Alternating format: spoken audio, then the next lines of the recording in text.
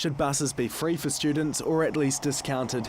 Currently, Christchurch does not offer a specific student subsidy, partly because fares are relatively cheap compared to Auckland and Wellington. Similar research undertaken back in 2005 by another University of Canterbury postgraduate student showed promising interest and feasibility for such a scheme. However, Christchurch has changed a lot in the last 9 years. It is a completely different city now to what it was then, and as it continues to rebuild, it will keep evolving. That's the reasoning behind this new research into whether it will be affordable to either subsidise or make bus services completely free for students. The researchers behind it believe it will be, as does their supervisor Dr Glenn Corey, who is a member of the Christchurch Passenger Transport Advisory Group. In a media statement, Dr Glenn Corey says free bus schemes are common overseas, and Palmerston North has one for Massey University students. The researchers are seeking survey responses from those who would be interested, because they already use the bus, and those who wouldn't. How many students currently use the buses, and how much would a subsidised or free system cost ratepayers? They're the questions that need to be answered. Unfortunately, neither the students researching nor their supervisor were available for comment today.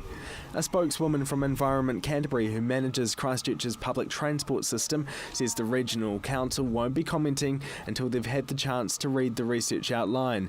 So what do University of Canterbury students think?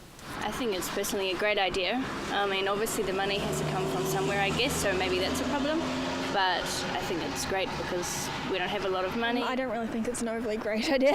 Why is that? Because you've got a huge amount of students, and if you do that, the buses are kind of going to go under. Yeah, I think that'd be a really great idea. Like, I already know some buses are getting cut due to, lack of population using them. So if you make it free, they're not going to...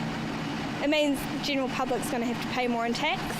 That never goes down well. Because we're broken up as is, and the bus is it adds up like $5 a day for me, I think. Some of the students I spoke to catch the bus up to 6 days a week, paying out more than $80 a month or nearly $1,000 a year to use the public transport system.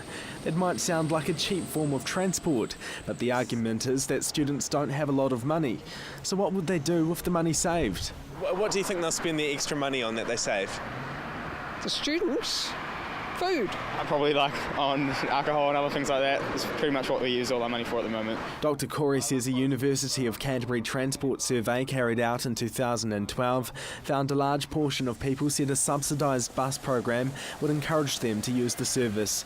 The study is a regular University of Canterbury travel survey undertaken every 4 years and is used for campus transport planning purposes. That survey found about 5% of staff and 10% of students used the bus to get to the University of Canterbury. Marcus Gibbs, CTV News.